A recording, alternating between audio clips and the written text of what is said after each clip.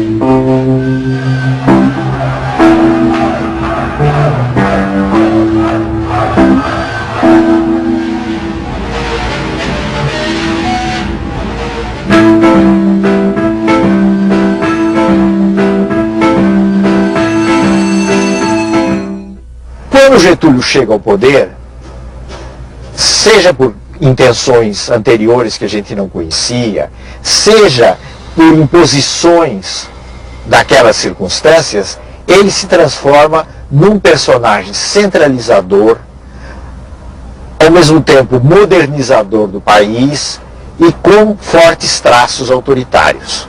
Tanto assim que os anos de 1930 a 1945, os 15 anos em que ele esteve no poder, são conhecidos geralmente como a Era Vargas.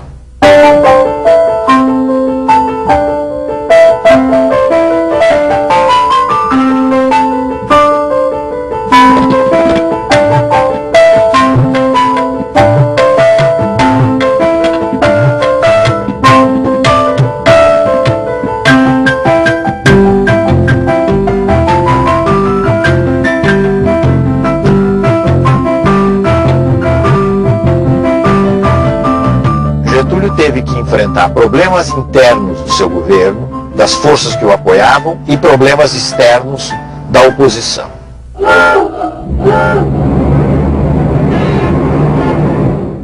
O problema maior que Getúlio teve que lidar entre as forças que o apoiavam, talvez tenha sido o problema do tenentismo. Porque os tenentes haviam apoiado a Revolução de 30, mas tinham suas ideias próprias a respeito do que devia ser feito.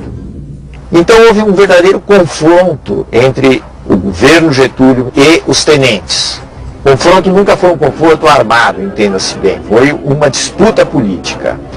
Esse confronto acabou terminando com um triunfo do governo Vargas.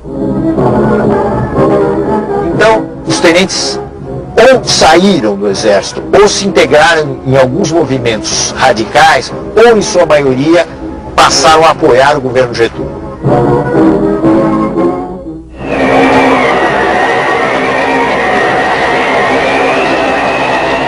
Os problemas externos vinham principalmente das elites regionais dos estados, que não se conformavam com a política centralizadora. O caso mais grave ocorreu nas relações entre o governo central e a elite de São Paulo, a elite paulista. Na realidade, Getúlio maltratou a elite paulista. Ele não teve o jogo de cintura que ele teria mais tarde, com as várias forças sociais, com a elite paulista.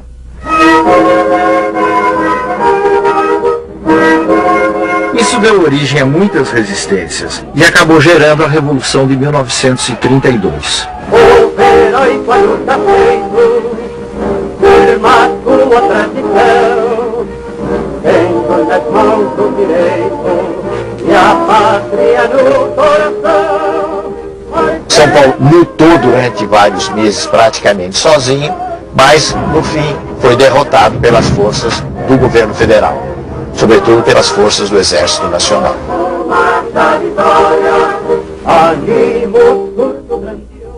A Revolução de 1932 foi chamada de Revolução Constitucionalista porque os revolucionários queriam que fosse interrompida a ditadura que Getúlio tinha implantado, que ele denominou de governo provisório, ele não falava em ditadura nessa época,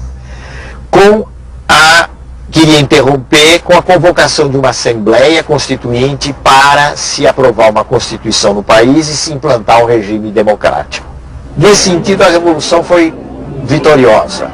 Ela foi derrotada pelas armas, mas ela pôs na ordem do dia a necessidade que havia de se dar uma forma legal para o país. E se interrompeu o governo que Getúlio estava chefiando e que era chamado de governo provisório.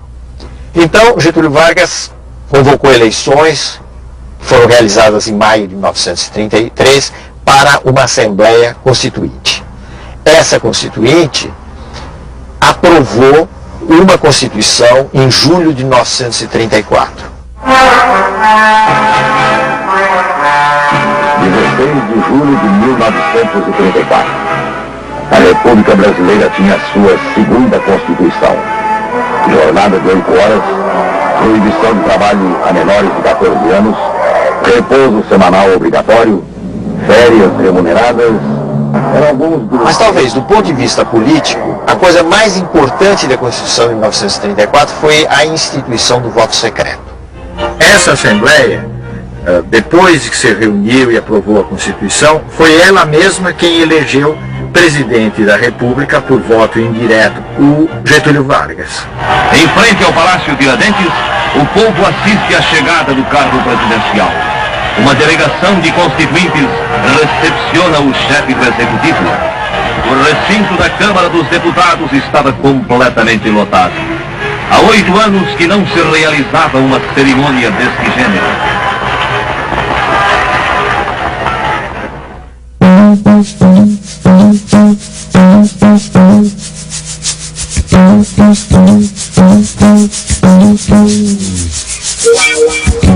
O que é que mudou concretamente a partir de 1930?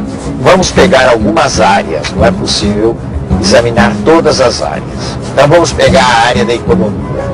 O que aconteceu durante os anos 30, até o final dos anos 30, foi o fato de que o Brasil tinha condições de produzir café numa escala muito maior do que um mercado mundial em crise podia absorver.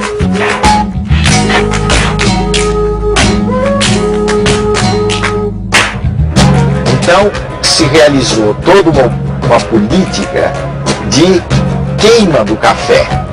O governo comprava o café dos cafeicultores e queimava o café para regular a oferta no mercado internacional.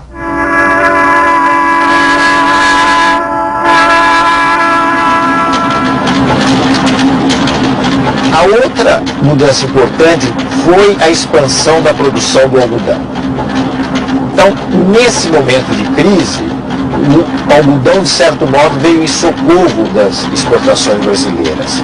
E isso tem a ver com um fenômeno europeu, que foi o fortalecimento da Alemanha, infelizmente sob o controle de Hitler, e foi essa Alemanha nazista que começou a comprar em grande escala, para a produção de tecidos, o algodão brasileiro.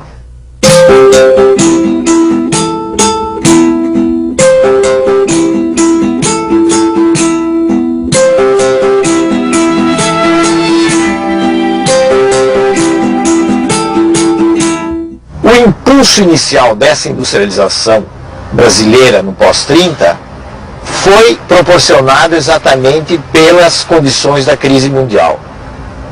Como era complicado importar mercadoria acabada, produtos industriais acabados, porque o mil-réis, que era a moeda do tempo correspondente ao real, tinha se desvalorizado, e porque não existia mil-réis em quantidade suficiente, porque o Brasil não exportava da mesma forma como exportava antes de 1930, o país foi incentivado a substituir essas importações. E essa substituição se dá com a produção interna de bens industriais. As dificuldades de importação impulsionam e tornam realidade velhos projetos de transcendental importância para o desenvolvimento do país.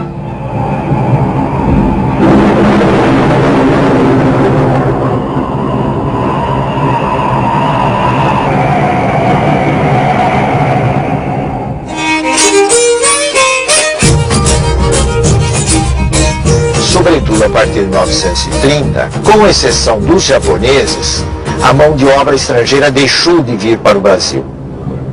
E a mão de obra utilizada nos grandes centros do Centro-Sul foi principalmente aquela que migrou de pequenas cidades mineiras e que migrou do Nordeste, entrando principalmente na atividade da construção civil e da atividade industrial.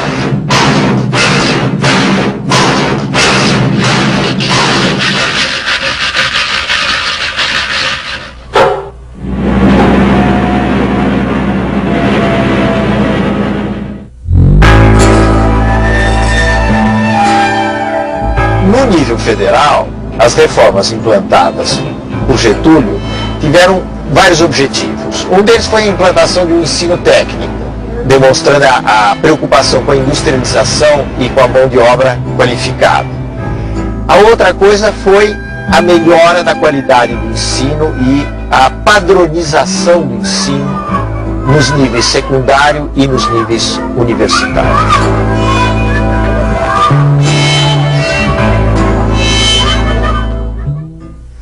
Tudo isso foi muito importante, mas nós não devemos esquecer também o fato que a política getulista liquidou as condições de existência de um sindicalismo autônomo, isto é, de uma organização própria dos trabalhadores.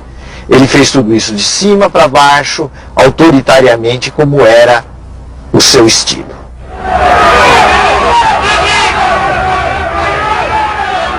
Um outro traço inovador, dentre outros, dos anos posteriores a 1930, foi o surgimento de movimentos sociais, em maior expressão, maior quantidade.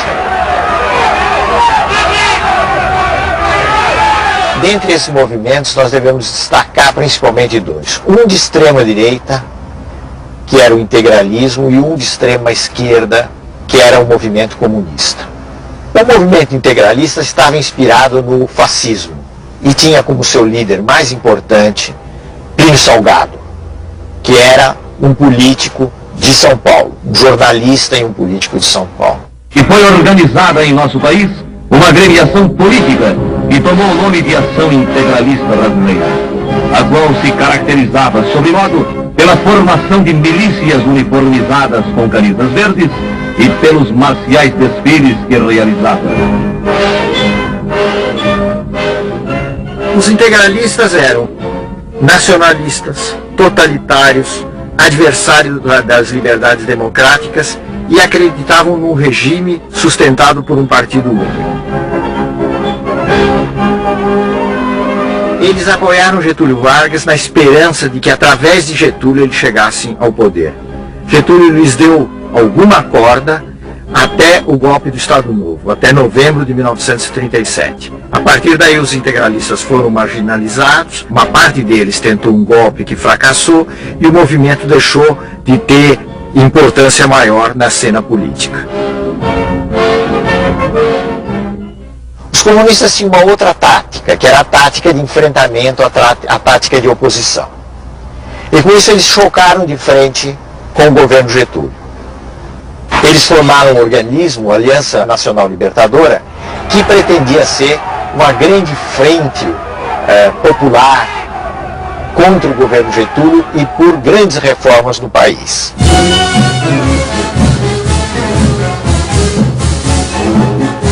O governo fechou a Aliança Nacional Libertadora, aplicou à aliança uma legislação repressiva, que era a Lei de Segurança Nacional, e colocou os comunistas na ilegalidade. Eles partiram para uma iniciativa de revolução que, na realidade, acabou resultando numa verdadeira aventura, que foi a chamada Intentona Comunista de novembro de 1935.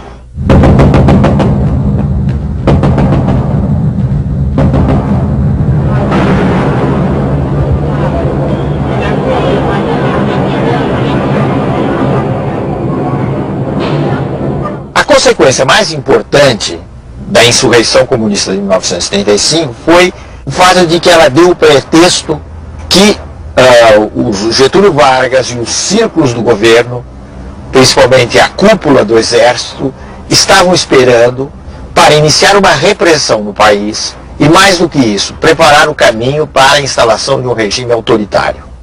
Isso se fez através do golpe que instituiu o Estado Novo, o golpe de 10 de novembro de 1937.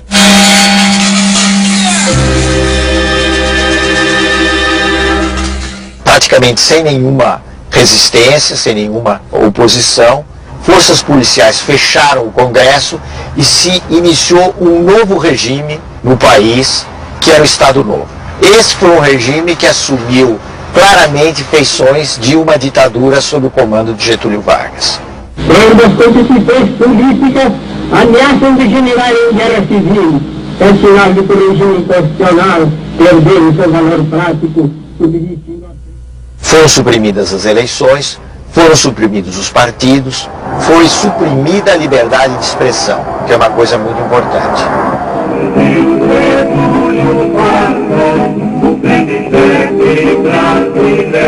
Na maneira de ver de Getúlio e dos generais e dos círculos civis que apoiavam Getúlio, não deveria haver lugar para partidos no país. Os partidos eram parte, eram coisas nocivas à organização do país. Era preciso organizar um todo nacional, de cima para baixo, tendo como chefe supremo o chefe da nação, ou seja, Getúlio Vargas.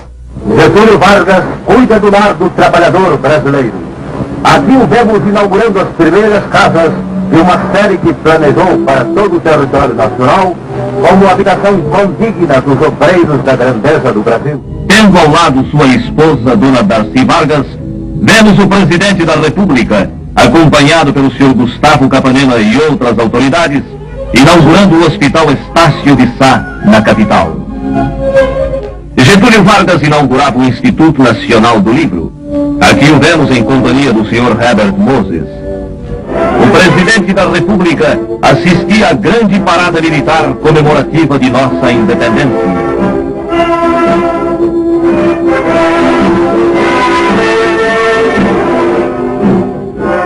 O presidente Vargas, acompanhado pelos generais Eurico Gaspar Dutra e Góes Monteiro, procedia ao lançamento da pedra fundamental do novo Palácio da Guerra.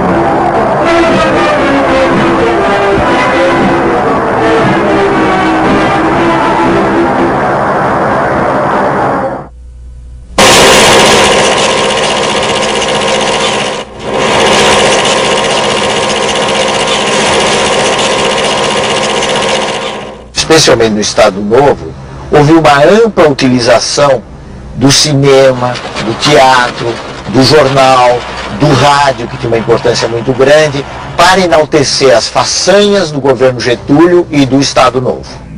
O ambiente nacional tem reagido sabiamente contra esses agentes de perturbação e desordem. A propaganda insidiosa e dissolvente apenas impressionou os pobres de espírito e serviu para agitar os mal-intencionados. E isso representou alguma coisa de muito diferente, vamos dizer assim, de inovador, se considerarmos o que era o Brasil anterior a esse período.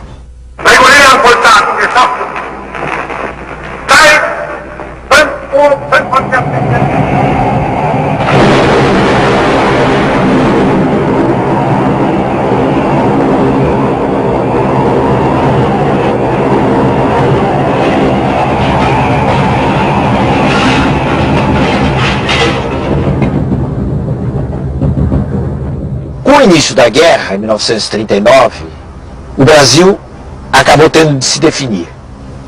E Getúlio, que até 1941, mais ou menos, mostrara muitas simpatias pela Alemanha e pela Itália, acabou se inclinando pelas forças democráticas. Isso por razões muito práticas, muito de ordem prática. Ele percebia que ele estava num determinado campo, no mundo ocidental, com os Estados Unidos, ali em cima, o chamado Grande Irmão do Norte, com um pouco de ironia, né? E que fugir desse campo era uma aventura extremamente arriscada. Então, em alguns meses, ele decide essa inclinação em favor das chamadas potências aliadas, as potências democráticas. Isso já no curso da Segunda Guerra Mundial.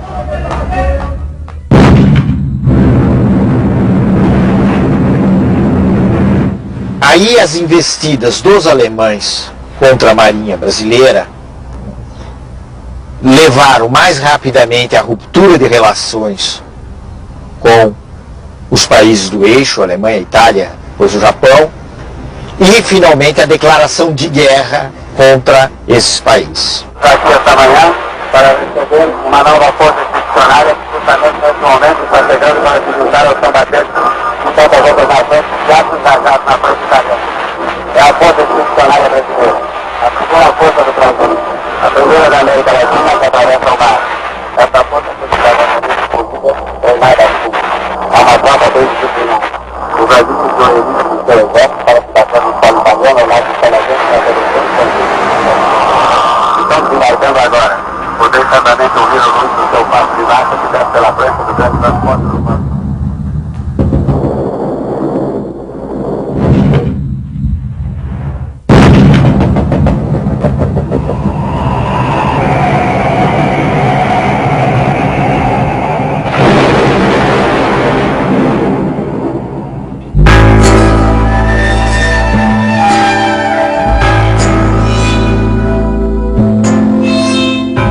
Determinou a crise do Estado Novo. Houve fatores externos e houve fatores internos que se conjugaram, que se juntaram. O fator externo foi a vitória cada vez mais anunciada das forças democráticas no mundo na Segunda Guerra Mundial. Então, é como se todas aquelas antigas ideias que vinham do começo dos anos 30, todas elas autoritárias, entrassem em crise, se desprestigiassem, e a ideia de democracia, o direito de intervenção na nação, nos destinos da nação, se tornasse uma ideia muito forte.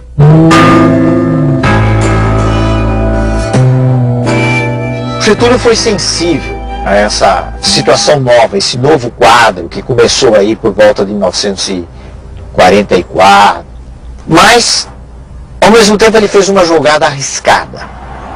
A jogada foi tentar se apoiar num certo tipo de mobilização popular como ele nunca tinha feito no passado. Para isso, ele foi encontrar apoio naqueles setores políticos e de trabalhadores que o haviam sempre sustentado.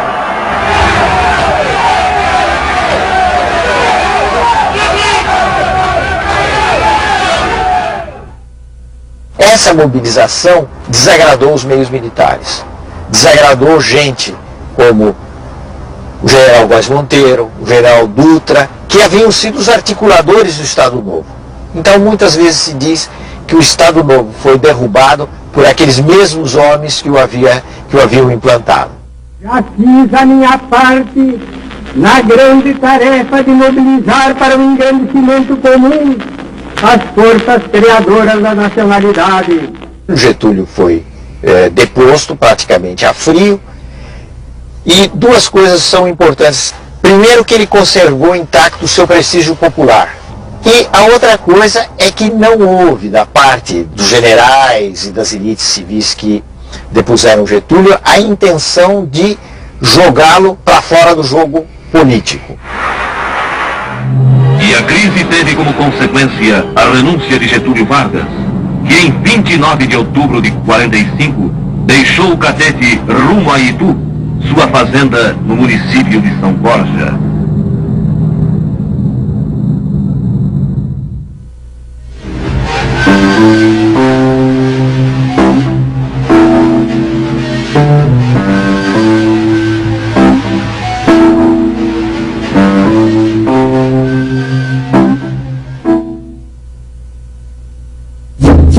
No próximo programa, o Brasil escolhe o caminho das eleições. Os ventos de liberdade trazem Getúlio de volta ao poder. Novos impasses empurram o presidente para o suicídio. O fim do Estado Novo e o período democrático.